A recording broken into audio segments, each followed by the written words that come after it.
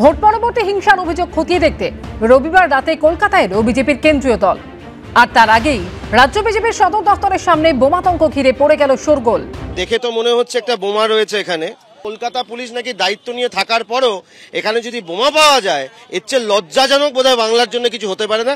আমি বলতে পারবো না বোমা না কি রয়েছে, দড়ি দিয়ে বাঁধা দেখছি, তবে আমি তো বোম বাঁধি না, ওই জন্য বলতে পারবো না। এখানে আমাদের সব কার্যকর্তারা রয়েছেন, এখানে সেন্ট্রাল কমিটি রয়েছেন, আপনারাও তো রয়েছেন। পেটে যদি ফাটে তাহলে তো সবাই আহত হবো আমরা। গত দুদিন ধরে আশেপাশের লোক জোগাড় করে নিয়ে এসে কিছু রাখা হয়েছে এবং কেন্দ্রীয় টিম এসছে। সেই টিমের নায়ক হচ্ছেন কে না, ত্রিপুরার খুনি, ত্রিপুরার আতঙ্কবাদী, আগের সেই চিফ মিনিস্টার বিপ্লব দেব।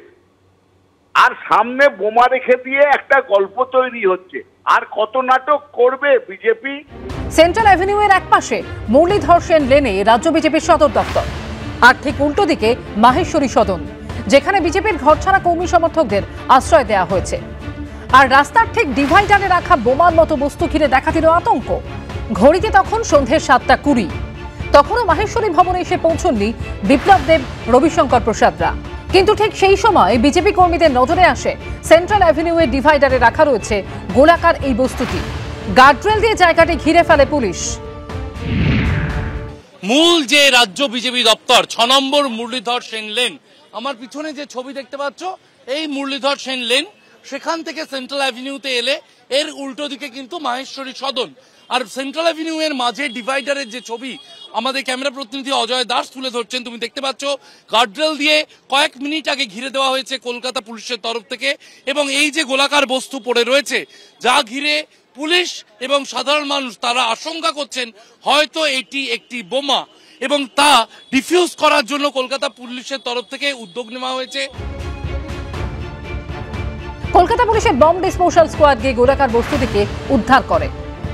বাংলাতে কিভাবে মমতা ব্যানার্জি মুখ্যমন্ত্রীর নেতৃত্বে টিএমসির গুন্ডারা যেভাবে এক গুন্ডারাজ স্থাপন করেছে, তার একটা বড় উদাহরণ আজকে এখানে যে রাস্তায় পার্টি অফিসের সামনে বোম রাখা হয়েছে এবং তার দায়িত্ব ওয়েস্ট বেঙ্গল পুলিশের, ওয়েস্ট বেঙ্গলের অ্যাডমিনিস্ট্রেশনের।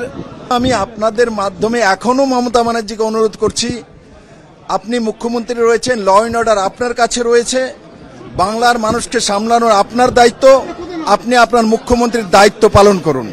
যেটাই হয়ে থাকুক সেটা বিজেপির একটা নাটক, নিজেদের সাজানো যত ছেলে মানুষই, তার কারণ ওদের সব বৈঠক টৈঠক এখন নিজেদের মধ্যে কাদা ছোঁড়াছুঁড়ি চলছে, ব্যর্থতা থেকে নজর ঘোরানো, অন্যান্য গল্প ফাঁদা কেউ নিজেরাই করছে প্রচারের জন্য, নজর ঘোরানোর জন্য, নাটক করার জন্য। এসব ছেলে মানুষই, এসব গুরুত্ব দেওয়ার কোনো কারণ নেই।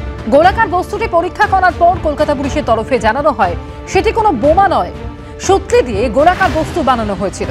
কিন্তু আতঙ্ক ছড়াতে বিজেপির রাজ্য দপ্তরের সামনে গোলাকার বস্তু রেখে গেল কে? খোঁজ করতে আশপাশের সিসিটিভি ক্যামেরার ফুটেজ খতিয়ে দেখছে পুলিশ।